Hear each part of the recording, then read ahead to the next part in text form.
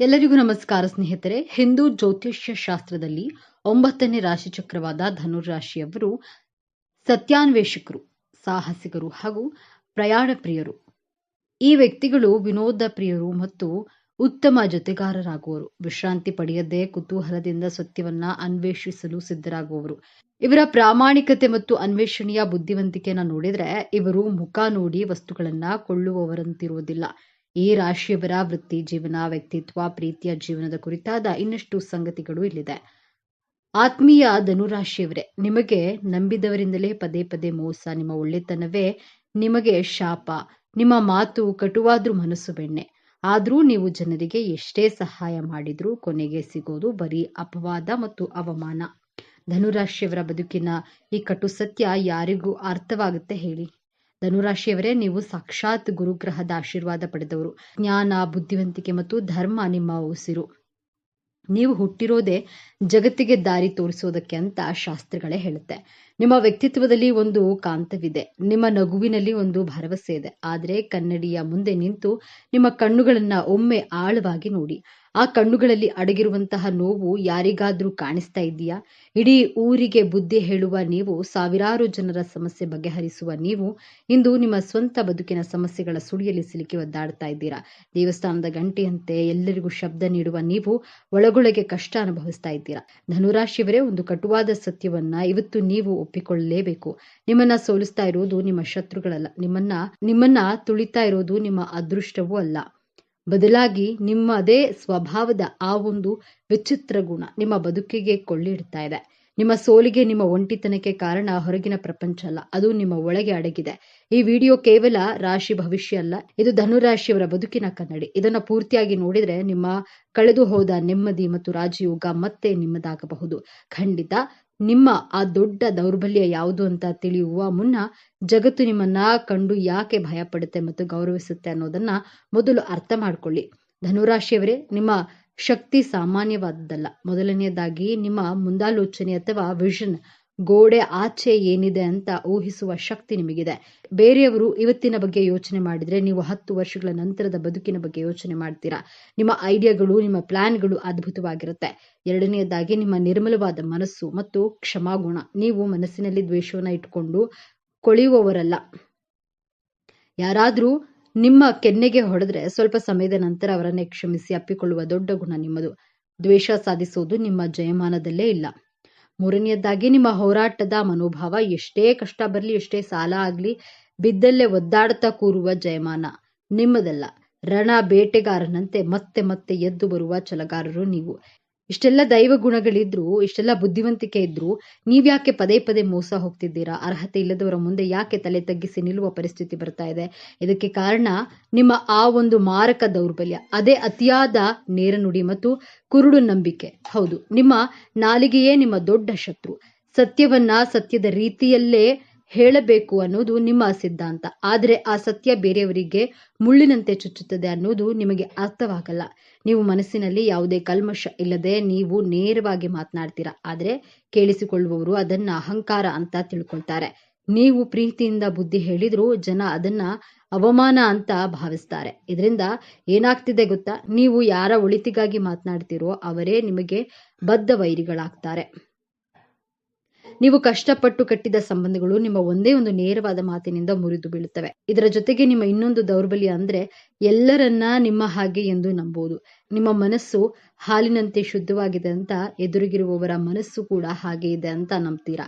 ಮೋಸಗಾರರನ್ನ, ನಾಟಕದ ಜನರನ್ನ ಗುರುತಿಸುವಲ್ಲಿ ನಿಮ್ಮ ಬುದ್ಧಿವಂತಿಕೆ ಸೋಲ್ತಿದೆ. ಧನುರಾಶಿಯವರೇ, ಈ ಗುಣ ನಿಮ್ಮ ಜೀವನವನ್ನ ಹೇಗೆ ಹಾಳು ಮಾಡ್ತಿದೆ ಅಂತ ಈ 3 ಘಟನೆಗಳನ್ನ ಗಮನಿಸಿ ನೋಡಿ. ಮೊದಲನೇದಾಗಿ ಕೃತಜ್ಞತೆ ಇಲ್ಲದ ಜನ. ನೀವು 10 ಜನಕ್ಕೆ ಸಹಾಯ ಮಾಡ್ತೀರಾ, ಅವರ ಕಷ್ಟಕ್ಕೆ ಹಣ ಕೊಡ್ತೀರಾ, ಊಟ ಹಾಕ್ತೀರಾ. ಆದ್ರೆ ಯಾವುದೋ ಒಂದು ಸಮಯದಲ್ಲಿ ನಿಮ್ಮ ಬಾಯಿಂದ ಬಂದ ಒಂದು ಸಿಟ್ಟಿನ ಮಾತು ಅಥವಾ ಒಂದು ಸಣ್ಣ ಕಟುವಾದ ಸತ್ಯದಿಂದಾಗಿ ಆ 10 ಜನ ನೀವು ಮಾಡಿದ ಉಪಕಾರವನ್ನು ಮರೆತು ಬಿಡ್ತಾರೆ. ಇವನು ಆಡೋ ಮಾತು ಸರಿ ಇಲ್ಲ, ಇವನು ಕೆಟ್ಟವನು ಅಂತ ನಿಮ್ಮನ್ನ ದೂರ ಮಾಡ್ತಾರೆ. ಸಮಾಜ ಸೇವೆ ಮಾಡಿ ಕೊನೆಗೆ ನೀವು ಒಂಟಿ ಆಗ್ತೀರಾ. ಮಾಡಿದ ಉಪಕಾರಕ್ಕೆ ನಿಮಗೆ ಸಿಗೋದು ಕೇವಲ ಅಪವಾದಗಳು ಮಾತ್ರ. ಎರಡನೆಯದಾಗಿ ಕೌಟುಂಬಿಕ ಅಶಾಂತಿ. ನೀವು ಮನೆಯವರ ಒಳಿತಿಗಾಗಿನೇ ಸ್ಟ್ರಿಕ್ಟ್ ಆಗಿರ್ತೀರಾ. ಶಿಸ್ತು ಕಲಿಸ್ತೀರಾ. ಆದರೆ ನಿಮ್ಮ ಮನೆಯವರಿಗೆ ನಿಮ್ಮ ಪ್ರೀತಿ ಕಾಣಲ್ಲ, ಕೇವಲ ನಿಮ್ಮ ಸಿಟ್ಟು ಮತ್ತು ನಿಮ್ಮ ಆರ್ಡರ್ಗಳು ಮಾತ್ರ ಕಾಣುತ್ತೆ.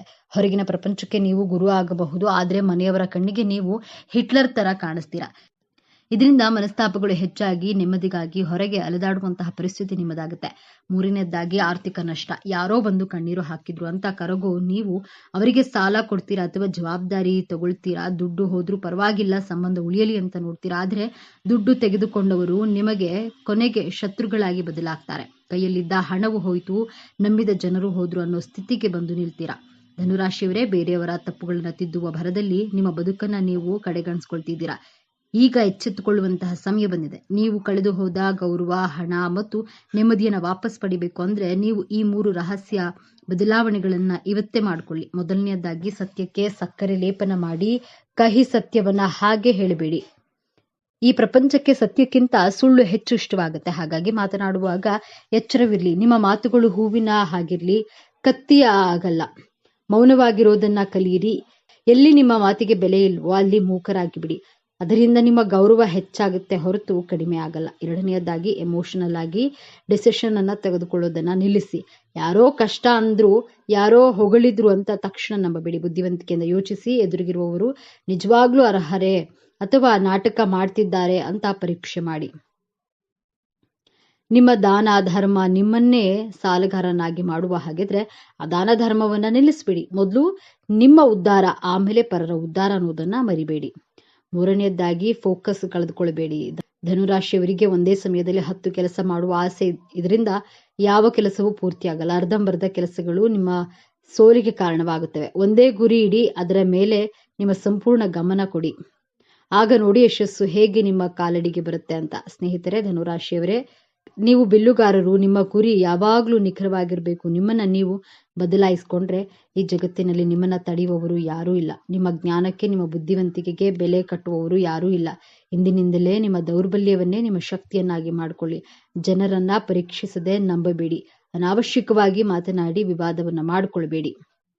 ಧನುರಾಶಿಯವರು ತಮ್ಮ ಜೀವನವನ್ನ ಇನ್ನಷ್ಟು ಉತ್ತಮಪಡಿಸಿಕೊಳ್ಳಲು ಕೆಲವು ಸಲಹೆಗಳು ಹೀಗಿವೆ. ಮಾತನಾಡುವ ಮುನ್ನ ಯೋಚಿಸಿ. ನಿಮ್ಮ ಸತ್ಯವು ಬೇರೆಯವರಿಗೆ ನೋವುಂಟು ಮಾಡದಂತೆ ಮೃದುವಾಗಿ ಹೇಳೋದನ್ನ ಕಲಿಯಿರಿ.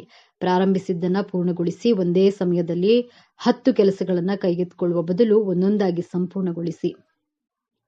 ಗುರುವನ್ನ ಆರಾಧಿಸಿ. ಪ್ರತಿದಿನ ಗುರುವನ್ನ, ಹಿರಿಯರನ್ನ ಮತ್ತು ಶಿಕ್ಷಕರನ್ನ ಗೌರವಿಸೋದ್ರಿಂದ ಹಾಗೂ ಓಂ ಬೃಹಸ್ಪತಿಯೇ ಮಂತ್ರವನ್ನ ಪಠಿಸೋದ್ರಿಂದ ಮನಸ್ಸಿಗೆ ಸ್ಥಿರತೆ ಮತ್ತು ಜೀವನದಲ್ಲಿ ಸ್ಪಷ್ಟತೆ ಸಿಗುತ್ತೆ. ಹಾಗಾದ್ರೆ ಧನುರಾಶಿ ಅಂದ್ರೆ ಕೇವಲ ತಿರುಗಾಟ, ಜವಾಬ್ದಾರಿ ಅಲ್ಲ. ಅವರೊಳಗೆ ಒಬ್ಬ ಮಹಾನ್ ತತ್ವಜ್ಞಾನಿ ಇದ್ದಾನೆ. ಸತ್ಯಕ್ಕಾಗಿ ಹೋರಾಡುವ ಗುಣವಿದೆ. ಇತರರಿಗೆ ಸ್ಫೂರ್ತಿ ನೀಡುವ ಅದ್ಭುತ ಶಕ್ತಿ ಇದೆ ಮತ್ತು ಎಲ್ಲದಕ್ಕಿಂತ ಹೆಚ್ಚಾಗಿ ಜ್ಞಾನದ ಬೆಳಕನ್ನ ಜಗತ್ತಿಗೆ ಹಂಚುವ ಸಾಮರ್ಥ್ಯವಿದೆ. ನಿಮ್ಮ ಶಾಂತ ಸ್ವಭಾವವೇ ನಿಮ್ಮ ಆಭರಣವಾಗ್ಲಿ. ಆಗ ನೋಡಿ, ನಿಮ್ಮನ್ನ ಬಿಟ್ಟು ಹೋದವರೇ ಮರಳಿ ಬಂದು ನಿಮ್ಮ ಸಲಹೆ ಕೇಳ್ತಾರೆ. ನಿಮ್ಮನ್ನ ದ್ವೇಷಿಸುವವರೇ ನಿಮ್ಮನ್ನ ಗುರುವಿನ ಸ್ಥಾನದಲ್ಲಿಟ್ಟು ಪೂಜಿಸ್ತಾರೆ.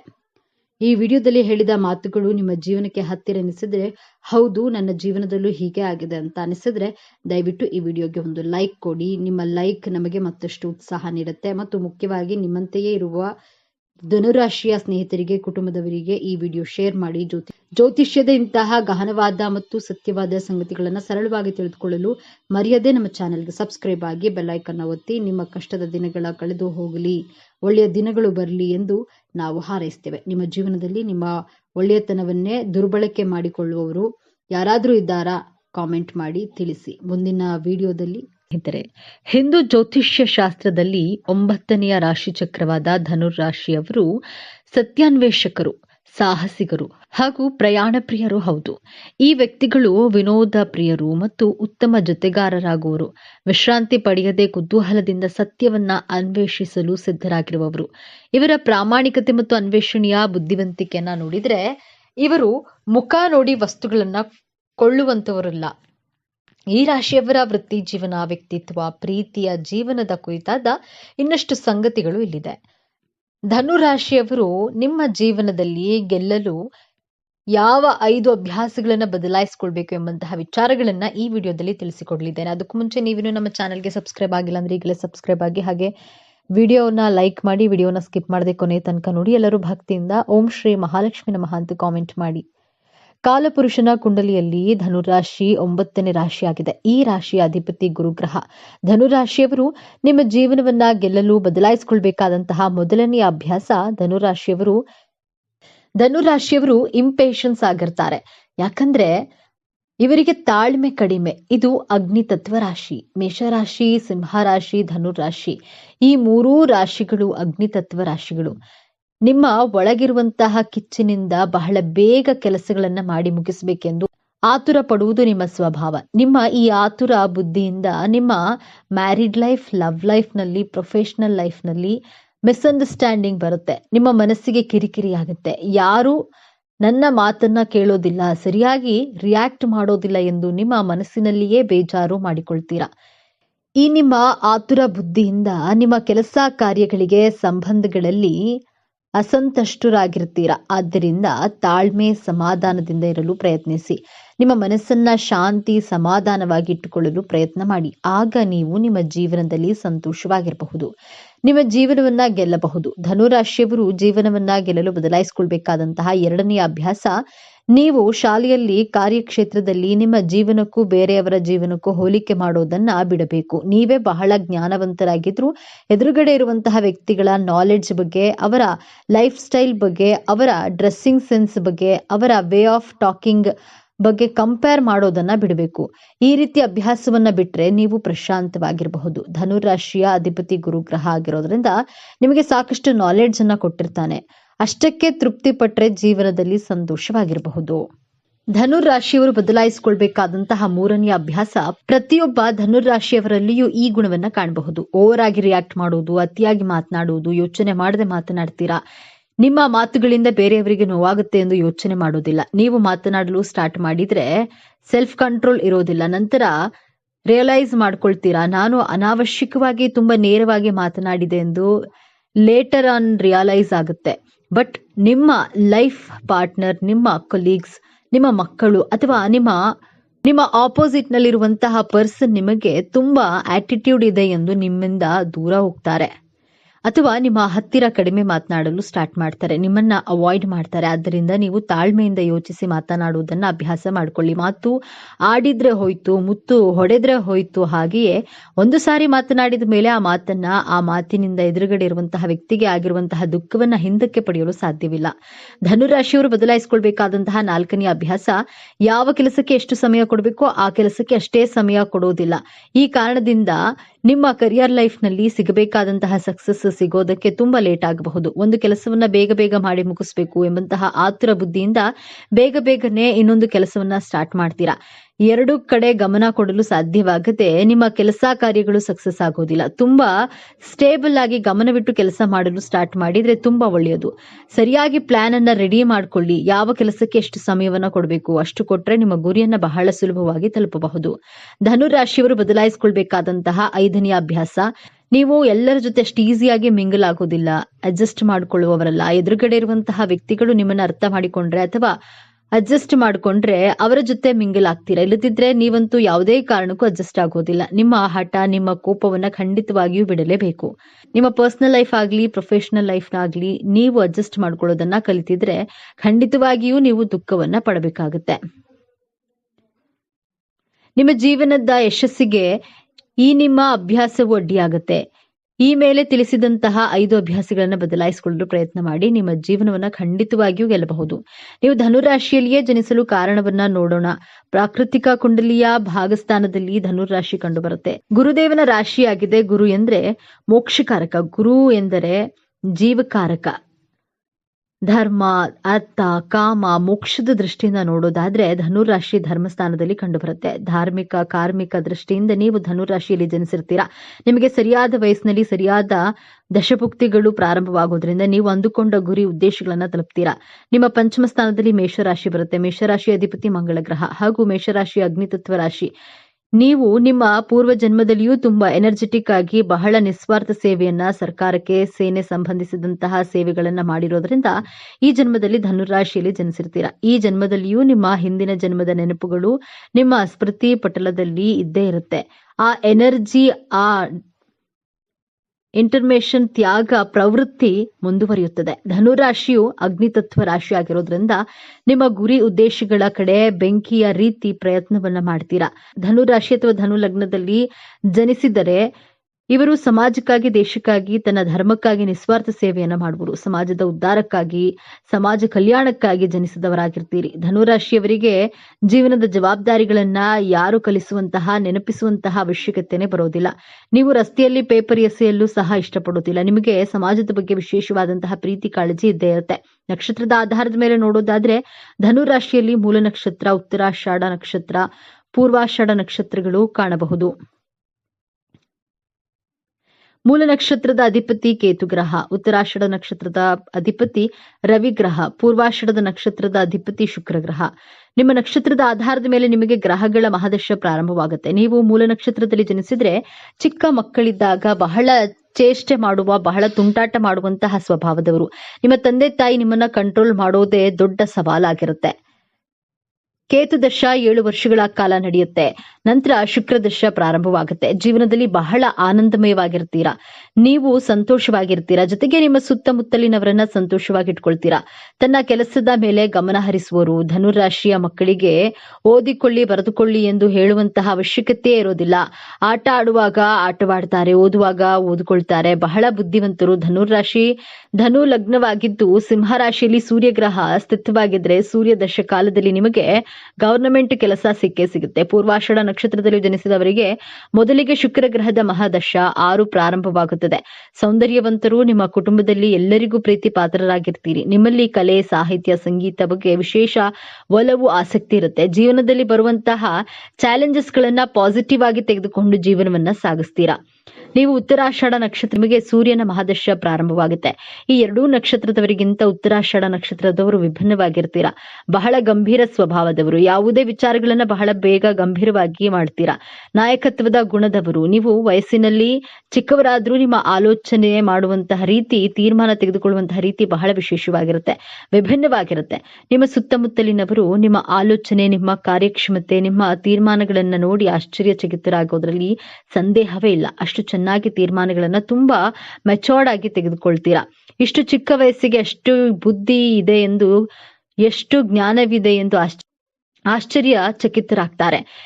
ನಿಮ್ಮ ಮನಸ್ಸಿನ ಇಚ್ಛೆಗಳನ್ನ ಈಡೇರಿಸಿಕೊಂಡು ನಿಮ್ಮ ಗುರಿಗಳನ್ನ ತಲುಪಿ ಮೋಕ್ಷ ಪಡೆಯುವುದಕ್ಕಾಗಿ ಧನುರಾಶಿಯಲ್ಲಿ ನಿಮ್ಮ ಜನನವಾಗಿದೆ. ಧರ್ಮ ಹಾಗೂ ಮೋಕ್ಷದ ದಾರಿಯಲ್ಲಿಯೇ ನಡೆಯುತ್ತೀರಾ.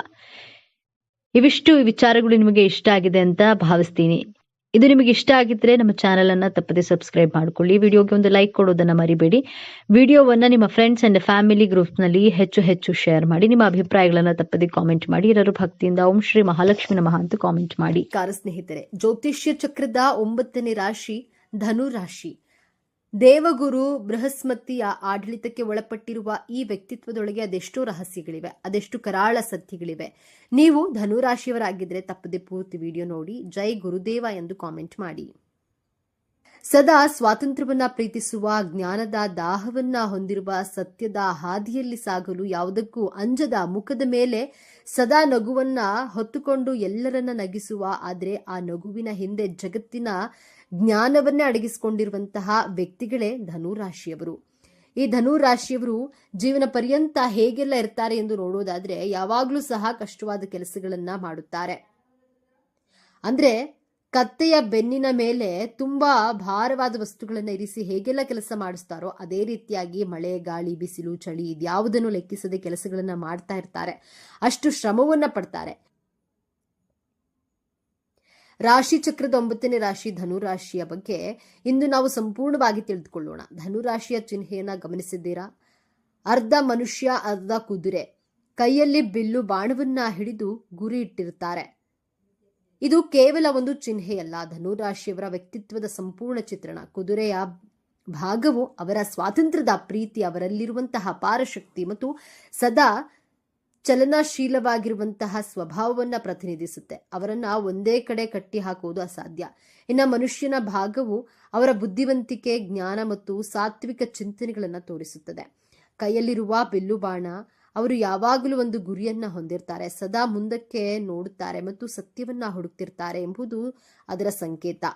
ಈ ರಾಶಿಯ ಅಧಿಪತಿ ದೈವಗುರು ಬೃಹಸ್ಪತಿಯು ಜ್ಞಾನ ವಿಸ್ತಾರ, ಅದೃಷ್ಟ ಮತ್ತು ಆಶಾವಾದಕಾರಕ. ಹಾಗೆಯೇ ಧನುರಾಶಿಯವರಿಗೆ ಹುಟ್ಟಿನಿಂದಲೇ ಕಲಿಯುವ ಹಂಬಲ, ಹೊಸ ವಿಚಾರಗಳನ್ನ ತಿಳಿಯುವಂತಹ ಕುತೂಹಲ ಮತ್ತು ಸಕಾರಾತ್ಮಕ ದೃಷ್ಟಿಕೋನ ರಕ್ತದಲ್ಲಿಯೇ ಬಂದಿರುತ್ತೆ. ವೃತ್ತಿ ಜೀವನಕ್ಕೆ ಬಂದ್ರೆ ಧನುರಾಶಿಯವರಿಗೆ ಒಂದು ಕಡೆ ಕೂತು ಮಾಡುವ ಕೆಲಸಗಳು ಆಗಿ ಬರೋದಿಲ್ಲ. ಅವರಿಗೆ ಸವಾಲುಗಳಿರಬೇಕು, ಹೊಸತನವಿರಬೇಕು, ಪ್ರಯಾಣದ ಅವಕಾಶವಿರಬೇಕು. ಇವರು ಹುಟ್ಟು ಶಿಕ್ಷಕರು, ಮಾರ್ಗದರ್ಶಕರು. ಹಾಗಾಗಿ ಇವರು ಬೋಧನಾ, ತರಬೇತಿ, ಕಾನೂನು, ಪ್ರವಾಸೋದ್ಯಮ ಸಲಹೆಗಾರ, ಲೇಖಕ ಮತ್ತು ಉದ್ಯಮಶೀಲತೆ ಅಂತಹ ಕ್ಷೇತ್ರಗಳಲ್ಲಿ ಯಶಸ್ವಿ ಆಗ್ತಾರೆ. ಹಣಕಾಸಿನ ವಿಚಾರದಲ್ಲಿ ಇವರು ಬಹಳ ಉದಾರಿಗಳು. ಇವರ ಕೈಯಲ್ಲಿ ಹಣ ನಿಲ್ಲುವುದೇ ಕಷ್ಟ. ಜಗತ್ತನ್ನ ನೋಡಲು, ಹೊಸ ಅನುಭವಗಳನ್ನ ಪಡೆಯಲು, ಪುಸ್ತಕಗಳನ್ನ ಕೊಳ್ಳಲು, ಸ್ನೇಹಿತರಿಗೆ ಸಹಾಯ ಮಾಡಲು ಇವರು ಯೋಚಿಸದೆ ಖರ್ಚು ಮಾಡ್ತಾರೆ. ಇವರಿಗೆ ಹಣಕ್ಕಿಂತ ಅನುಭವವೇ ಮುಖ್ಯ. ಅದೃಷ್ಟವಶ ಗುರುಗ್ರಹದ ಪ್ರಭಾವದಿಂದ ಇವರಿಗೆ ಹಣಕಾಸಿನ ಹರಿವು ಒಂದಲ್ಲ ಒಂದು ರೀತಿಯಲ್ಲಿ ಬರುತ್ತಲೇ ಇರುತ್ತದೆ. ಅವರು ಅತ್ಯಂತ ಆಶಾವಾದಿಗಳು. ಎಂತಹ ಕಷ್ಟದ ಸಂದರ್ಭದಲ್ಲಿಯೂ ಎಲ್ಲವೂ ಸರಿ ಹೋಗುತ್ತೆ ಎಂಬ ನಂಬಿಕೆ ಇವರಲ್ಲಿ ಇರುತ್ತದೆ. ಮೇಲ್ನೋಟಕ್ಕೆ ಇವರು ಬಹಳ ತಮಾಷೆಯ ವ್ಯಕ್ತಿಗಳಾಗಿ ಎಲ್ಲವೂ ಹಗುರವಾಗಿ ತೆಗೆದುಕೊಳ್ಳುವಂತೆ ಕಾಣ್ತಾರೆ. ಅವರ ಮನಸ್ಸು ಜ್ಞಾನದ ಸಾಗರ. ಅಲ್ಲಿ ಸದಾ ಹೊಸ ಯೋಚನೆಗಳು, ತತ್ವದ ವಿಚಾರಗಳು, ಪ್ರಪಂಚವನ್ನ ಸುತ್ತುವ ಕನಸುಗಳು ಓಡುತ್ತಲೇ ಇರುತ್ತವೆ. ಗಂಟೆಗಟ್ಟಲೆ ಗಂಭೀರ ವಿಚಾರಗಳ ಬಗ್ಗೆ ಚರ್ಚೆ ಮಾಡಲು ಇವರು ಸಿದ್ಧ. ಆದರೆ ಅದೇ ಸಮಯದಲ್ಲಿ ಚಿಕ್ಕ ಮಕ್ಕಳಂತೆ ನಗಲು ಇವರು ಸಿದ್ಧ. ಯಾವುದೇ ಹೊಸ ಆವಿಷ್ಕಾರಗಳಿರಲಿ, ತಂತ್ರಜ್ಞಾನವಿರಲಿ, ಅದನ್ನ ಕಲಿಯೋದ್ರಲ್ಲಿ ಇವರು ನಿಪುಣರು. ಯಾವುದೇ ಕೆಲಸ ಕಾರ್ಯಗಳನ್ನು ಸುಲಭವಾಗಿ ಕಲಿಯುತ್ತಾ ಗುರುವಿನ ತಿರುಮಂತ್ರ ಹಾಕುವ ರೀತಿ ನಡೆದುಕೊಳ್ತಾರೆ. ಕೆಲಸ ಕಲಿಸಿದ ಗುರುಗಳಿಗೆ ಹೇಳಿಕೊಡಲು ಮುಂದಾಗ್ತಾರೆ. ಸಾಮಾನ್ಯವಾಗಿ ಎಲ್ಲರೂ ಅಂದುಕೊಳ್ಳೋದು ಧನುರಾಶಿಯವರು ಬಹಳ ಹಾಸ್ಯ ಮನೋಭಾವದವರು, ಯಾರಿಗೂ ಕಮಿಟ್ ಆಗೋದಿಲ್ಲ, ಜವಾಬ್ದಾರಿ ತೆಗೆದುಕೊಳ್ಳೋದಿಲ್ಲ ಎಂದು.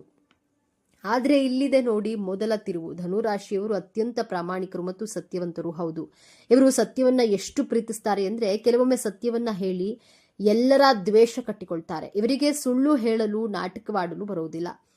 ಮನಸ್ಸಿನಲ್ಲಿ ಇರೋದನ್ನ ನೇರವಾಗಿ ಮುಖಕ್ಕೆ ಹೊಡೆದ ಹಾಗೆ ಹೇಳಿಬಿಡ್ತಾರೆ. ಇದರಿಂದ ಅನೇಕ ಬಾರಿ ಇವರು ಅಹಂಕಾರಿಗಳು, ದುಷ್ಟರು ಎಂದು ಅನಿಸಿಕೊಳ್ತಾರೆ. ಆದರೆ ಇವರ ಉದ್ದೇಶ ನೋವು ಕೊಡೋದಲ್ಲ, ಸತ್ಯವನ್ನ ಹೇಳೋದು ಮಾತ್ರ. ತಮ್ಮನ್ನ ಯಾರಾದ್ರೂ ತಪ್ಪಾಗಿ ಅರ್ಥೈಸ್ಕೊಂಡ್ರೆ ಇವರಿಗೆ ತುಂಬಾ ನೋವಾಗುತ್ತೆ. ಆದ್ರೆ ಅದನ್ನ ತಮ್ಮ ನಗುವಿನಿಂದ ಮುಚ್ಚಿ ಹಾಕ್ತಾರೆ. ಧನುರಾಶಿಯವರು ಅತ್ಯುತ್ತಮ ಸ್ನೇಹಿತ ಮತ್ತು ಜೀವನದಲ್ಲಿ ನಿಮಗೆ ಸ್ಫೂರ್ತಿ ಬೇಕಿದ್ರೆ ಧನುರಾಶಿಯವರ ಸ್ನೇಹ ಮಾಡಿ. ಅವರು ನಿಮ್ಮನ್ನ ಎಂದಿಗೂ ಕೆಳಕ್ಕೆ ತಳ್ಳೋದಿಲ್ಲ, ಬದಲಾಗಿ ನಿಮ್ಮಲ್ಲಿ ಧೈರ್ಯ ತುಂಬಿ ನೀನು ಏನಾದರೂ ಸಾಧಿಸಬಲ್ಲೆ ಎಂದು ಪ್ರೋತ್ಸಾಹಿಸ್ತಾರೆ. ಅವರ ಸ್ನೇಹದಲ್ಲಿ ಯಾವುದೇ ಕಲ್ಮಶವಿರೋದಿಲ್ಲ. ಆದರೆ ಇವರನ್ನ ಅರ್ಥ ಮಾಡಿಕೊಳ್ಳುವುದು ಸ್ವಲ್ಪ ಕಷ್ಟ. ಯಾಕಂದ್ರೆ ಇವರ ಸ್ವಾತಂತ್ರ್ಯಕ್ಕೆ ನೀವು ಬೆಲೆ ಕೊಡಬೇಕು. ಇವರನ್ನ ನಿಯಂತ್ರಿಸಲು, ಕಟ್ಟಿ ಹಾಕಲು ಪ್ರಯತ್ನಿಸಿದ್ರೆ ಅವರು ದೂರ ಓಡಿ ಹೋಗ್ತಾರೆ. ಇವರ ಪ್ರೀತಿ ಹರಿಯುವ ನದಿಯಂತೆ, ಅದಕ್ಕೆ ಅಣೆಕಟ್ಟು ಹಾಕಲು ಸಾಧ್ಯವಿಲ್ಲ. ಪ್ರೀತಿಯ ವಿಚಾರದಲ್ಲಿ ಧನುರಾಶಿಯವರದ್ದು ಒಂದು ಸಾಹಸಮಯ ಪಯಣ. ಇವರು ಪ್ರೀತಿಯಲ್ಲಿ ಬೀಳ್ತಾರೆ, ಆದ್ರೆ ಕಮಿಟ್ಮೆಂಟ್ ಅಥವಾ ಮದುವೆ ಎಂದಾಗ ಹೆದರುತ್ತಾರೆ. ಯಾಕಂದ್ರೆ ಸಂಬಂಧವು ತಮ್ಮ ಸ್ವತಂತ್ರವನ್ನ ಕಸಿದುಕೊಳ್ಳುತ್ತೆ ಎಂಬ ಭಯ ಅವರಿಗಿರುತ್ತೆ. ಆದ್ರೆ ಇಲ್ಲಿದೆ ನೋಡಿ ಎರಡನೇ ತಿರುವು. ಒಮ್ಮೆ ಇವರು ಸರಿಯಾದ ವ್ಯಕ್ತಿಯನ್ನ ಭೇಟಿಯಾದ್ರೆ ತಮ್ಮ ಸ್ವತಂತ್ರವನ್ನ ಹಂಚಿಕೊಳ್ಳಬಲ್ಲ ಮತ್ತು ಜ್ಞಾನದ ದಾಹವನ್ನ ಅರ್ಥ ಮಾಡಿಕೊಳ್ಳಬಲ್ಲ ಸಂಗಾತಿ ಸಿಕ್ಕರೆ ಇವರಷ್ಟು ನಿಷ್ಠಾವಂತ ಮತ್ತು ಮೋಜಿನ ಸಂಗಾತಿ ಇನ್ನೊಬ್ಬರಿಲ್ಲ. ಇವರು ಸಂಗಾತಿಯೊಂದಿಗೆ ಜಗತ್ತನ್ನ ಸುತ್ತಲು ಹೊಸ ವಿಚಾರಗಳನ್ನ ಕಲಿಯಲು ಬಯಸ್ತಾರೆ. ಇವರ ದಾಂಪತ್ಯ ಪ್ರೀತಿಗಿಂತ ಹೆಚ್ಚಾಗಿ ಸ್ನೇಹ ಮತ್ತು ಬೌದ್ಧಿಕ ಅನ್ಯೋನ್ಯತೆಯ ಮೇಲೆ ನಿಂತಿರುತ್ತೆ. ಆದರೆ ಇವರ ನೇರ ನುಡಿಗಳು ಮತ್ತು ಕೆಲವೊಮ್ಮೆ ಬೇಜವಾಬ್ದಾರಿ ವರ್ತನೆ ಸಂಗಾತಿಗೆ ಬೇಸರ ತರಬಹುದು. ಎಲ್ಲರನ್ನ ನಗಿಸುವ ಧನುರಾಶಿಯವರಿಗೆ ದೌರ್ಬಲ್ಯಗಳೇ ಇರೋದಿಲ್ಲವೇ ಎಂದು ನೋಡೋದಾದ್ರೆ ಖಂಡಿತ ಇವೆ. ವಾಸ್ತವವಾಗಿ ಇವರ ದೊಡ್ಡ ಶಕ್ತಿಯೇ ಕೆಲವೊಮ್ಮೆ ಇವರ ದೊಡ್ಡ ದೌರ್ಬಲ್ಯವಾಗುತ್ತದೆ. ಸತ್ಯ ಹೇಳುವುದು ಒಳ್ಳೆಯದೇ, ಆದರೆ ಎಲ್ಲಿ, ಹೇಗೆ, ಯಾವಾಗ ಹೇಳಬೇಕು ಎಂಬ ವಿವೇಚನೆ ಇವರಲ್ಲಿ ಕಡಿಮೆ. ಇದರಿಂದ ಅನೇಕ ಸಂಬಂಧಗಳು ಹಾಳು ಮಾಡಿಕೊಂಡಿರ್ತಾರೆ. ಆಶಾವಾದದ ಭರದಲ್ಲಿ ತಮ್ಮ ಕೈಯಲಾಗದ ಭರವಸೆಗಳನ್ನ ಕೊಟ್ಟು ಬಿಡ್ತಾರೆ. ನಂತರ ಅದನ್ನು ಪೂರೈಸಲು ಕಷ್ಟಪಡ್ತಾರೆ. ಇವರಿಗೆ ತಾಳ್ಮೆ ಕಡಿಮೆ, ಎಲ್ಲವೂ ವೇಗವಾಗಿ ನಡೆಯಬೇಕು. ಇದರಿಂದ ಒಂದು ವಿಚಾರದ ಮೇಲೆ ಹೆಚ್ಚು ಕಾಲ ಗಮನ ಹರಿಸಲು ಸಾಧ್ಯವಾಗುವುದಿಲ್ಲ. ಸ್ವಾತಂತ್ರ್ಯದ ಹೆಸರಿನಲ್ಲಿ ಕೆಲವೊಮ್ಮೆ ತಮ್ಮ ಜವಾಬ್ದಾರಿಗಳಿಂದ ದೂರ ಓಡಿ ಹೋಗ್ತಾರೆ. ತಮ್ಮ ಜ್ಞಾನದ ಬಗ್ಗೆ ಇವರಿಗೆ ಹೆಮ್ಮೆ ಇರುತ್ತೆ, ಹಾಗಾಗಿ ಚರ್ಚೆಗಳಲ್ಲಿ ತಾವೇ ಸರಿ ಎಂದು ವಾದಿಸ್ತಾರೆ. ಧನುರಾಶಿಯವರ ಆರೋಗ್ಯದ ಬಗ್ಗೆ ಹೇಳೋದಾದ್ರೆ ಇವರು ಸಾಮಾನ್ಯವಾಗಿ ಶಕ್ತಿಯುತವಾಗಿರ್ತಾರೆ. ಆದರೆ ಇವರ ಅತಿಯಾದ ಉತ್ಸಾಹ ಮತ್ತು ಸಾಹಸ ಪ್ರವೃತ್ತಿ ಕೆಲವೊಮ್ಮೆ ಅಪಾಯಕ್ಕೆ ದೂಡುತ್ತವೆ. ಇವರಿಗೆ ಮುಖ್ಯವಾಗಿ ಕಾಡುವಂತಹ ಸಮಸ್ಯೆಗಳು ತೊಡೆ, ಸೊಂಟ ಮತ್ತು ಯಕೃತ್ತಿಗೆ ಸಂಬಂಧಿಸಿದ್ದು. ಅತಿಯಾಗಿ ತಿನ್ನೋದು ಮತ್ತು ಕುಡಿಯೋದ್ರಿಂದ ಯಕೃತ್ತಿನ ಸಮಸ್ಯೆಗಳು ಬರಬಹುದು. ಕ್ರೀಡೆ ಮತ್ತು ಸಾಹಸಗಳಲ್ಲಿ ತೊಡಗೋದ್ರಿಂದ ಆರೋಗ್ಯ ಸಮಸ್ಯೆಗಳು ಸಾಮಾನ್ಯ. ಇವರು ತಮ್ಮ ಆಹಾರ ಪದ್ಧತಿಯಲ್ಲಿ ಹಿಡಿತ ಸಾಧಿಸುವುದು ಮತ್ತು ಯಾವುದೇ ಸಾಹಸ ಮಾಡುವಾಗ ಜಾಗರೂಕರಾಗಿರುವುದು ಅತ್ಯಗತ್ಯ. ಬನ್ನಿ ಈಗ ಧನುರಾಶಿಯವರ ಜೀವನದ ಅಂತಿಮ ಮತ್ತು ಅತ್ಯಂತ ದೊಡ್ಡ ತಿರುವಿನ ಬಗ್ಗೆ ಮಾತನಾಡೋಣ. ಗುರುಗ್ರಹದ ಆಳ್ವಿಕೆಯಲ್ಲಿರುವ ಇವರ ಜೀವನದ ಪಯಣವೇ ಒಂದು ದೊಡ್ಡ ಪಾಠ. ಇವರ ಜೀವನದ ಮೊದಲ ಅರ್ಥ ಹುಡುಕಾಟ, ಪ್ರಯೋಗ ಮತ್ತು ತಪ್ಪುಗಳಿಂದ ಕೂಡಿರುತ್ತದೆ. ಇವರು ಅನೇಕ ಕೆಲಸಗಳನ್ನ ಬದಲಾಯಿಸುತ್ತಾರೆ, ಅನೇಕ ಸಂಬಂಧಗಳಲ್ಲಿ ತೊಡಗಿಕೊಳ್ತಾರೆ, ಜಗತ್ತನ್ನ ಸುತ್ತುತ್ತಾರೆ. ಈ ಸಮಯದಲ್ಲಿ ಇವರು ಬೇಜವಾಬ್ದಾರರು, ದಿಕ್ಕಿಲ್ಲದವರು ಎಂದು ಹಲವರು ಟೀಕಿಸಬಹುದು. ಆದರೆ ಇಲ್ಲೇ ಇರೋದು ನಿಜವಾದ ಮ್ಯಾಜಿಕ್. ಈ ಎಲ್ಲಾ ಅನುಭವಗಳಿಂದ, ತಪ್ಪುಗಳಿಂದ, ಕಲಿತ ಪಾಠಗಳಿಂದ ಇವರು ಅಪಾರ ಜ್ಞಾನ ಮತ್ತು ವಿವೇಕ ಸಂಪಾದಿಸುತ್ತಾರೆ. ವಯಸ್ಸು ಹೆಚ್ಚಾದಂತೆ ಸಾಮಾನ್ಯವಾಗಿ 40 ವರ್ಷಗಳ ನಂತರ ಇವರು ತಾವು ಕಲಿತ ಜ್ಞಾನವನ್ನು ಜಗತ್ತಿಗೆ ಹಂಚಲು ಪ್ರಾರಂಭಿಸುತ್ತಾರೆ. ಆಗ ಇವರು ಅತ್ಯುತ್ತಮ ಗುರುಗಳಾಗಿ, ಸಲಹೆಗಾರರಾಗಿ, ಮಾರ್ಗದರ್ಶಕರಾಗಿ ಬದಲಾಗ್ತಾರೆ. ಯಾರು ಇವರನ್ನ ನೋಡಿ ನಕ್ಕಿದ್ರೋ ಅವರೇ ಇವರ ಬಳಿ ಸಲಹೆ ಕೇಳಲು ಬರ್ತಾರೆ. ಇವರ ಜೀವನದ ನಿಜವಾದ ಯಶಸ್ಸು ಇರೋದು ಜ್ಞಾನವನ್ನ ಸಂಪಾದಿಸಿ ಅದನ್ನ ಇತರರಿಗೆ ಹಂಚೋದ್ರಲ್ಲಿ. ಧನುರಾಶಿಯವರು ತಮ್ಮ ಜೀವನವನ್ನ ಇನ್ನಷ್ಟು ಉತ್ತಮಪಡಿಸಿಕೊಳ್ಳಲು ಕೆಲವು ಸಲಹೆಗಳು ಹೀಗಿವೆ. ಮಾತನಾಡುವ ಮುನ್ನ ಯೋಚಿಸಿ. ನಿಮ್ಮ ಸತ್ಯವು ಇನ್ನೊಬ್ಬರಿಗೆ ನೋವುಂಟು ಮಾಡದಂತೆ ನೋಡಿಕೊಳ್ಳಿ. ತಾಳ್ಮೆಯನ್ನ ಕಲಿಯಿರಿ. ನೀವು ಪ್ರಾರಂಭಿಸಿದ ಕೆಲಸವನ್ನ ಪೂರ್ಣಗೊಳಿಸಲು ಕಲಿಯಿರಿ. ಜವಾಬ್ದಾರಿಗಳಿಂದ ಹಿಂದೆ ಸರಿಯಬೇಡಿ. ಸ್ವಾತಂತ್ರ್ಯ ಮತ್ತು ಜವಾಬ್ದಾರಿಯ ನಡುವೆ ಸಮತೋಲನವನ್ನ ಕಂಡುಕೊಳ್ಳಿ. ಗುರುವಾರದಂದು ವಿಷ್ಣು ಸಹಸ್ರನಾಮ ಅಥವಾ ಗುರು ಸ್ತೋತ್ರವನ್ನ ಪಠಿಸೋದು, ಹಿರಿಯರಿಗೆ ಮತ್ತು ಗುರುಗಳಿಗೆ ಗೌರವ ಕೊಡುವುದು, ಹಳದಿ ಬಣ್ಣದ ವಸ್ತ್ರಗಳನ್ನ ಧರಿಸೋದು ನಿಮಗೆ ಶುಭವನ್ನ ತರುತ್ತೆ. ಹಾಗಾದ್ರೆ ಧನುರಾಶಿ ಅಂದ್ರೆ ಕೇವಲ ತಮಾಷೆ, ಅಲೆಮಾರಿತನ ಅಲ್ಲ. ಅವರ ಒಳಗೆ ಸತ್ಯದ ಹುಡುಕಾಟವಿದೆ, ಜ್ಞಾನದ ದಾಹವಿದೆ, ಯಾರನ್ನ ನೋಯಿಸದ ಶುದ್ಧ ಮನಸ್ಸಿದೆ ಮತ್ತು ಎಲ್ಲದಕ್ಕಿಂತ ಹೆಚ್ಚಾಗಿ ಬಿದ್ದರೂ ಎದ್ದು ನಿಲ್ಲುವ ಅದ್ಭುತ ಆಶಾವಾದವಿದೆ. ಅವರು ತಮ್ಮ ಸುತ್ತಲಿನವರಿಗೆ ಜ್ಞಾನದ ಬೆಳಕನ್ನು ನೀಡುವ ಇವರು. ಮುಂದಿನ ಬಾರಿ ನೀವು ಯಾವುದೇ ಧನುರಾಶಿಯವರನ್ನ ಭೇಟಿಯಾದಾಗ ಅವರ ತಮಾಷೆಯಾದ ಮಾತಿನ ಹಿಂದಿರುವ ಜ್ಞಾನಿ ಮತ್ತು ತತ್ವಜ್ಞಾನಿಯನ್ನ ಅರ್ಥ ಮಾಡಿಕೊಳ್ಳಲು ಪ್ರಯತ್ನಿಸಿ. ಇದೇ ತರಹದ ಜ್ಯೋತಿಷ್ಯಕ್ಕೆ ಸಂಬಂಧಪಟ್ಟಂತಹ ವಿಡಿಯೋ ನೋಡಲು ನಮ್ಮ ಚಾನೆಲ್ಗೆ ಸಬ್ಸ್ಕ್ರೈಬ್ ಆಗಿ, ವಿಡಿಯೋ ಲೈಕ್ ಮಾಡಿ, ಶೇರ್ ಮಾಡಿ.